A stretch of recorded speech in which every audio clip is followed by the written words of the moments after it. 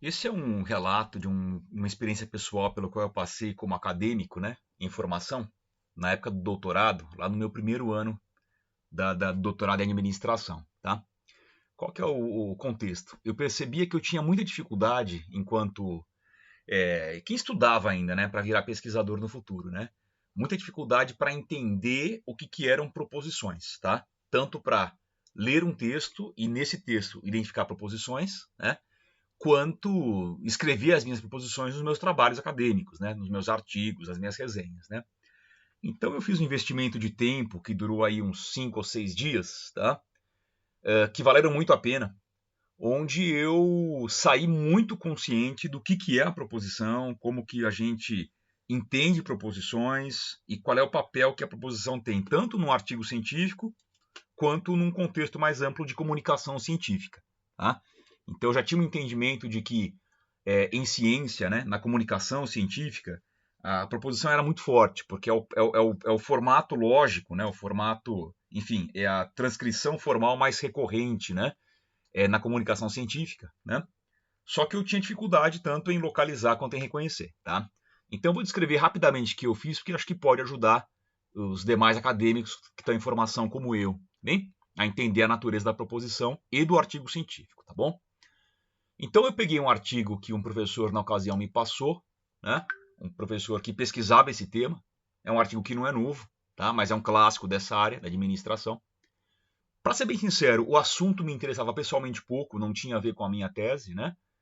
Mas como eu entendi que, enfim, que é um artigo, que era um artigo bem escrito, já que é um artigo seminal na área e muito citado, né? E é um artigo que até hoje é citado, inclusive, porque ele inaugurou um campo novo naquela área, eu achei que vale a pena o investimento de tempo, tá? Então o que eu fiz? Peguei o artigo, um artigo em inglês, né? Vocês podem perceber que, enfim, ele é um artigo num tamanho mais ou menos padrão, né? Para vários artigos de várias áreas diferentes. E com base nesse artigo, eu fiz um exercício para testar uma teoria que eu tinha, né? Qual que era a teoria?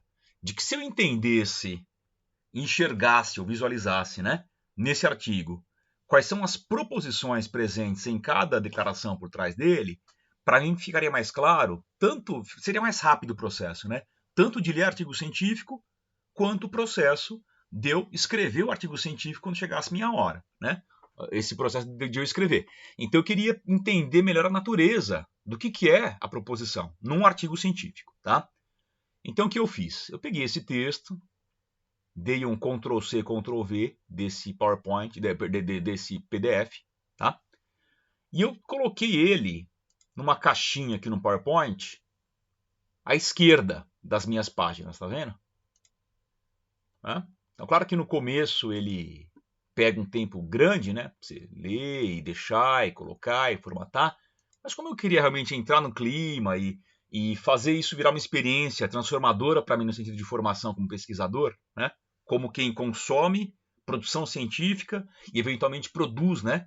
Coisas científicas, comunicação científica. Eu entrei no clima, entrei na vibe, né? Então transcrevi o documento todo aqui. Vocês vão notar que esse é o original em inglês, tá? E aí, uma vez transcrito, eu reservei um espaço aqui à direita para colocar meus apontamentos, tá? Então, o que eu fiz? Ó? Eu localizei aqui trechos de significado nesse meu texto, tá bem? Então, por exemplo, ó, esse é um trabalho baseado em trabalho empírico, né? E com base nesse trabalho empírico, a gente criou um modelo que explica um processo forte de administração, né? Caro administração, chamado processo de internacionalização da firma. Então, esse é o fenômeno que os autores queriam investigar, tá? E se propuseram, então, a comunicar por meio desse artigo, tá bom? E aí, eu fui localizando os trechos de significado, né? E a partir de cada trecho, eu fui reconstruindo aquela fala com base em proposições, tá? Então, isso me forçou a todo instante avaliar o quanto que o texto era baseado, né, numa estrutura mais convencional, mais formatada. E a proposição sempre, assim, por definição, em grandes áreas, desde a linguística até a administração, né, até a educação. A proposição a gente define como sendo uma frase simples, né? Geralmente muito curta, em que a gente deixa claro qual é o sujeito, qual é o verbo e qual é o predicado. Tá? Então, em todo o trecho que está aqui, eu me forcei a enxergar quem é o sujeito dessa proposição, quem que é o verbo e qual é o predicado. Tá? E aí, na sequência, ó, eu fui retalhando, né? Eu fui decompondo o texto, analisando o texto, né? No sentido clássico da palavra análise, né? Eu fui decompondo o texto nesses componentes propositórios dele, tá? E aí, na sequência, então, ó, cada frase que está aqui foi reescrita para caber naquele formato. Tudo bem? É claro, né? Que isso leva tempo, especialmente no começo. A gente percebe que tem trechos com mais densidade, tem trechos com menos densidade. Isso funciona mais fácil para o abstract, para o resumo, né? Porque, em geral, o resumo já tem tudo muito claro em termos de estrutura de texto. Lá tudo é muito limpo, deve ser limpo, né? Então aqui funciona muito bem. Só que tem trechos onde o autor divaga mais, né? Então são divagações dos autores, por exemplo, né? Eles estão especulando sobre um fenômeno, né? E isso então foi me forçando a entender que cada parte do artigo, de um artigo científico, ele atende a fins diferentes na comunicação, né? Então a gente vê claramente que no abstract, por exemplo, lá no resumo, a preocupação é comunicar de modo ligeiro, de modo limpo, né? De modo transparente, sem muito detalhe, né? É a comunicação mínima que o redator quer comunicar, né? quer transmitir. Né? Tem trechos que são discussão de resultado, né? Que são trechos naturalmente mais longos. Então a gente percebe que as proposições não ficam tão bem encaixadas ali, a gente vai ter que adaptar. Né? Nem sempre o modelo sujeito, verbo, predicado funciona. Eventualmente tem um qualificador, tem uma ressalva. Né? Mas eu fui fazendo isso. Então eu fui tentando compreender como que ao longo do artigo essas construções, né? A cara da proposição ela vai se manifestando de modos diferentes. Tá? Então, em alguns momentos, a comunicação é muito mais objetiva, como no abstract. Outras vezes, ela tem uma natureza um pouco mais filosófica, mais divagativa. Né? De qualquer modo, em todos eles, eu forcei o texto a caber num modelo sujeito, verbo e predicado. Tá? Sempre tentando preservar o modelo de um verbo só, um sujeito só e um predicado só. Tem vezes que não tem jeito. Aqui, por exemplo, ó, nesse instante eu quebrei a frase em duas. São duas proposições que estão na mesma frase. Tá? Mas o que importa é perceber que para cada verbo existe uma proposição. Então quem marca a proposição é o verbo. Né? E aí, ó, de acordo com o verbo, ignora, considera. Né? Eu fui compondo, então, essas proposições. Tá? Bom, então fiz isso de ponta a ponta. Como eu percebi que quando a gente decompõe muito um produto, né, um artigo, um objeto de estudo, né, isso tende a desarticular as partes dele, que é a principal crítica, né, que a gente faz à ciência puramente cartesiana pura. Né? A gente reduz ele a partes atômicas e perde a visão do todo. Né? Para não cair nessa armadilha, eu fiz o seguinte, eu fui marcando com nomes e cores diferentes qual que era o papel que aquele conjunto de proposições trazia para o artigo como um todo. Tá? Então eu fui marcando. Ó, aqui, por exemplo, em azul, eu marquei toda vez que os autores falavam sobre o modelo que eles estão criando. Tá? Então eu criei categorias de fala, né? Categorias temáticas. Então, quando ele falava do modelo, marquei numa cor que eu escolhi que fosse o azul. Tá? Quando ele fala sobre a literatura, no qual está baseado, né, o estudo dele, o pensamento dele, eu marquei aqui numa cor diferente que é o verde. Né? Aí coloquei do que fala. Então a literatura contribuiu com o quê? Nesse instante, a literatura contribuiu com uma definição. Tá? E aí eu fui qualificando. Ó, nesse instante, ele cita um outro autor de um outro ano. Esse é um artigo anterior e esse artigo contribuiu com a taxonomia que eles usaram. Tá? Então eu vou tentando manter uma articulação, né, para não perder o quanto o texto é orgânico, o quanto que cada parte articula com o todo. Tá? E eu consigo até no final avaliar assim, visualmente do meu texto, ó, quantos por cento aproximadamente os autores dedicaram à literatura, né? Dedicaram a falar mais do modelo. Olha, tem uma categoria aqui em roxo, que são dados e evidências que eles trouxeram de outros autores, por exemplo. Né? Eu marquei aqui em vermelho, ó, contribuições que ele trazem para estudos futuros, né? Então aqui eles falam, ó, nossa contribuição, we hope that, quer dizer, eles estão falando. Na literatura não tem isso, nós detectamos que não tem isso. Então nós queremos preencher esse gap da literatura com o nosso estudo, tá? Então eu marquei nesse tom mais rosa, mais vermelho, tá? Tem outra categoria que esse amarelo, são reflexões do autor, né? Então eles param um pouco no texto e falam, ó, nós acreditamos que esse processo resulta de uma série de decisões incrementais, né? Então isso é uma reflexão que eles colocam. Naturalmente depois eles vão embasar esse pensamento deles com, né, evidências, com dados, né? Se encontra outros autores, né? E tem uma categoria final que eu não consegui botar em lugar nenhum, que é esse cinzinha que está aqui, ó, esse metatexto, tá? Então eu percebi que os artigos bem escritos, eles têm algumas pausas para a gente tomar um fôlego. A gente que lê, né, tomar um fôlego. Então o autor vai falar de um monte de coisa, né? Especulações, hipóteses, dados, literatura, evidências que eles trouxeram, evidências que outros autores trouxeram, e eles vão parar um pouquinho para dizer, olha, é o seguinte, até aqui a gente falou sobre isso. Daqui para frente eu quero falar sobre tal coisa, né? Então dá uma olhadinha aqui, isso que é bem típico, ó. Na primeira seção desse artigo, que você está lendo, né? Nós, autores, descrevemos o arcabouço empírico do nosso estudo. A seguir, a gente sublinhou o modelo, né, do processo. Então percebam, né? Eles estão organizando o texto para quem está lendo esse texto, tá?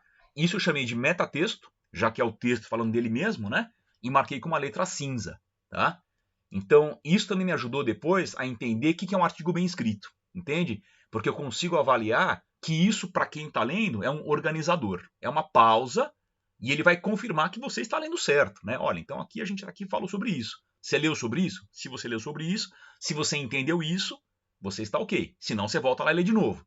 E depois ele começa a adiantar o que vai vir pela frente, né? Então é como se ele estivesse fazendo um diálogo com o leitor, tá? Então ele não fala do fenômeno dele, ele fala do artigo dele para quem está lendo. Tá? Deixa eu ver se tem mais alguma categoria que não essas. Não, basicamente são essas mesmo. Tá? Então até aqui então eu fiz a descrição a reconstrução do artigo, né? Na forma de proposições, tá? Gente, é um trabalho que não foi fácil de fazer, vocês podem imaginar, deu um trabalho grande, né? Mentalmente eu fiquei muito engajado com isso durante 6, 7 dias, praticamente acordando e fazendo isso, né? Dormindo e fazendo isso, mas do ponto de vista da minha formação como pesquisador, eu achei que foi muito contributivo, tá? Por 3 motivos principais. Bem, deixa eu só ver se é isso mesmo. Não, acho que basicamente o que eu queria mostrar visualmente é isso, tá?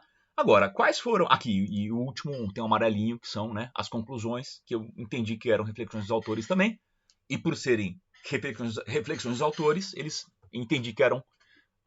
eles encaixavam, né, também nessa categoria, tá? Claro que você pode mudar o seu esquema, né? Eu quero fazer um esquema por data cronológica, eu quero fazer um esquema de categorias por relevância daquela contribuição, né, para o artigo. Você pode escolher várias categorias, né? Essa é aquela que para mim naquela ocasião fez sentido. É claro que eu já tinha lido o artigo antes, né, de fazer essa reconstrução, tá? Para ter uma noção das categorias que eu utilizaria, né, das minhas codificações.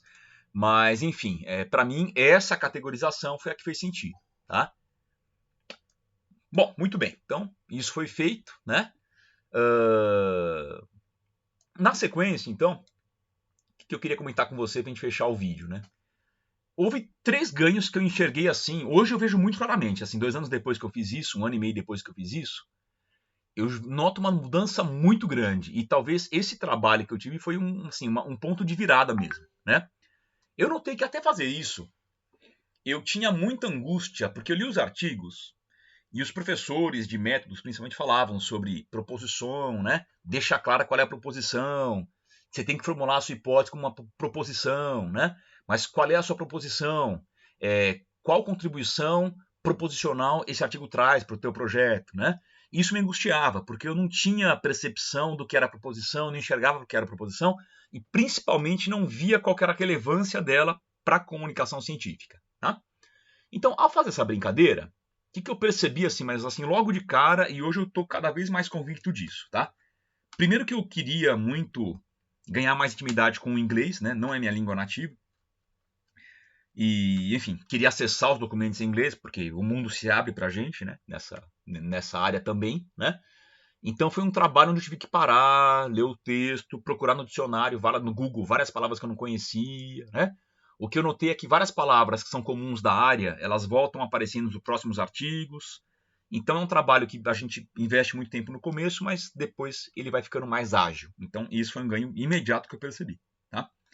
Segundo, eu percebi que eu consegui ler e reconhecer, e identificar e reconstruir proposições em artigos muito rapidamente depois de fazer isso. É claro que depois eu não fiz isso com mais nenhum artigo, porque nem tive mais tempo, tanto tempo quanto naquela ocasião, mas eu notei que virou quase automático para mim. Eu condicionei, né, talvez meu cérebro a fazer isso, né? Então eu leio um artigo já meio que procurando, cadê o verbo, cadê o sujeito desse verbo, qual é o predicado desse verbo. E mentalmente eu recrio, cada vez que eu leio um artigo hoje, eu recrio na minha cabeça esse processo aqui. Eu enxergo a caixinha, o box, e eu enxergo o verbo no meio, sujeito à esquerda, predicado à direita. Tá? Então foi uma espécie de condicionamento, uma programação neuronal que eu fiz para mim, e como pesquisador, vocês podem imaginar que isso é uma vantagem muito, muito, muito grande. Né? É um atributo muito grande, né? Uma habilidade muito grande. Segundo, eu percebi também que um artigo bem escrito, primeiro, ele tem frases curtas, né? Não tem frases longas, porque o leitor também tem pressa em ler, né? Ele não somente, como todo mundo, né? A gente lê muita coisa, tem que ler muita coisa, tem contato com muito artigo, muita comunicação, então a gente sempre quer otimizar o tempo de leitura. E ao fazer isso, eu fui entendendo, primeiro, quais são as partes clássicas de um artigo, né? Então, todo mundo fala naquele modelo com 5 tópicos, né?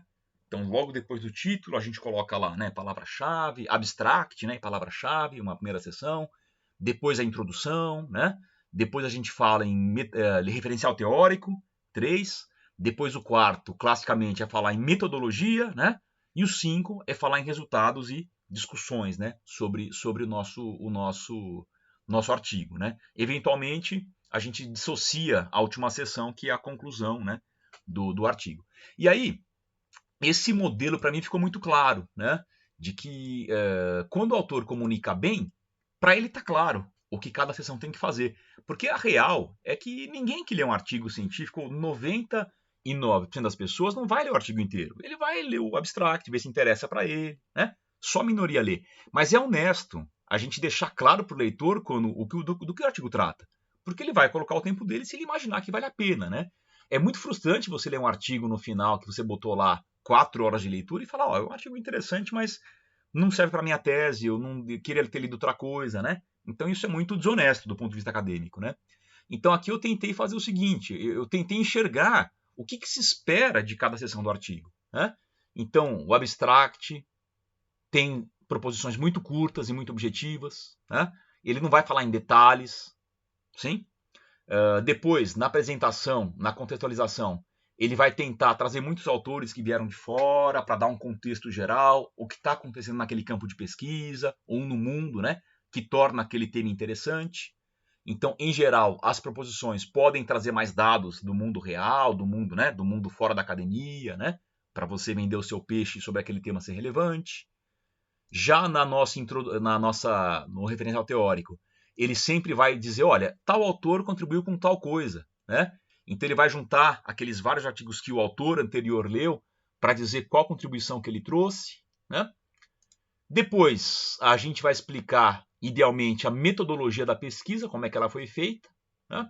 Então, ó, background empírico. Então, como é que ele fez o levantamento de dados dele, ele vai explicar, né? Então, se é um trabalho qualitativo, se é um trabalho quantitativo, se ele usou estudo de caso, se ele usou etnografia, né? Se ele usou uma técnica baseada em equação estrutural, né? E ele comenta os instrumentos de coleta de dados, né? Então, aqui você vai comentar sobre como é que foi feito o teu levantamento, se é só bibliografia, só documentos, né? Se você foi a campo, se foi a campo usou qual questionário, enfim, né? Percebam, né, que aqui a gente tem muito roxinho, né? Porque eu estou falando justamente da parte empírica, dos dados, né? Que ele está utilizando. Depois, a gente vai comentar os resultados, sempre à luz da lente teórica, né? Então a gente vai casar a lente teórica com o resultado obtido. Então aqui tem muita divagação, né? A gente volta para a literatura, aí divaga com a literatura, né? Perfeito. comenta ali do modelo, né, que eles estão tentando explicar, que é a contribuição deles. E aí no final, eles levam então, explicam o modelo, ó. Tudo isso aqui é o modelo, tá vendo? Porque esse é um artigo de modelo, né? Então eles explicam a construção do modelo e embasam a construção do modelo à luz dos dados que eles têm e da literatura. E aí depois, mais lá para o final, de novo, tá, gente? Isso é um artigo que propõe um modelo, ele é famoso por isso. Então por isso que tem muito azul aqui. Talvez o artigo que você leia ou que você escreva tenha uma outra preocupação, né? Nossa preocupação é uma revisão de literatura. Então vai ter muita literatura e vai ter menos modelo, não vai ter modelo, né? Não, nosso artigo é um dado que reporta um experimento empírico. Então vai ter muito dado, muita discussão de dados e talvez menos, sei lá, menos modelo, menos referencial teórico, né? Muito bem. E aí, na conclusão, num bom artigo, né? Um autor, então, ele vai também sintetizar o pensamento dele na forma de proposições elegantes, né? Então, conclusões curtas, sempre, né? Sentenças sem muita divagação. Ah, mas eu tenho uma ideia do qual não estou muito seguro. Então, primeiro você apresenta a sua ideia e fala, numa outra frase, entretanto, né? Essa conclusão ou essa afirmação suscita algumas discussões, mas perceba, você não bota uma frase muito longa, né? Então, quanto mais curtinho, melhor, porque para quem está lendo, é mais fácil extrair mentalmente, ou registrando, como eu fiz aqui, a proposição, né? Então, sempre opte pelo período curto, né? Do que o período longo com muitas frases encadeadas, tá bem? E aí, a terceira conclusão que eu tive, ao fazer esse experimento, né? É que para mim, assim, está muito claro hoje por que os autores, bons autores, né, escolheram a proposição como formato convencional ou padrão da comunicação na ciência, na academia, né? É porque ao trabalhar com proposição, a gente mantém a linguagem objetiva, sem espaço para ambiguidades que são ruins na academia, né? E sem espaço para muita divagação. Primeiro eu comunico a essência do que eu quero comunicar. E depois eu coloco lá limitações do estudo, né? Pontos a explorar, pontos que não foram explorados, né? Ressalvas ao nosso estudo, tá certo? Mas tem que estar muito claro primeiro sobre o que você está falando e o que você está comunicando. Até porque, eventualmente, vamos ser sinceros, o que você comunicou, o que você encontrou, não interessa a grande parte dos leitores, né? Então ele vai ler, se para ele não interessa a sua conclusão final, a ressalva interessa muito menos, né? Então, até por uma questão de ligeireza acadêmica, eu deixo muito claro sobre o que eu estou falando primeiro, né? E se eventualmente interessar o leitor, ele para, vai ler a conclusão, vai ler as ressalvas, né?